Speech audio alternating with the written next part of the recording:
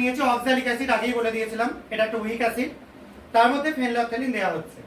ব্যাস, ফেনলফথ্যালিন কিন্তু অ্যাসিডে কোনো কালার চেঞ্জ করে না, সেই জন্য এটা কিন্তু যেমন ছিল অ্যাজ ইট ইজ সেরকম থেকে গেল, কোনো চেঞ্জ করলো না।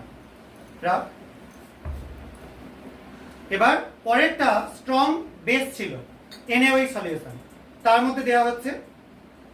তো এটার মধ্যে কালার কি তৈরি হয়ে যাচ্ছে? পিঙ্ক কালার তৈরি হয়ে যাচ্ছে। তো এই কালারটা তৈরি হয়ে গেলে আমরা কিন্তু দুটোর মধ্যে ডিফারেন্সিয়েট অবশ্যই করতে পারবো, এটা খুব স্বাভাবিক ব্যাপার।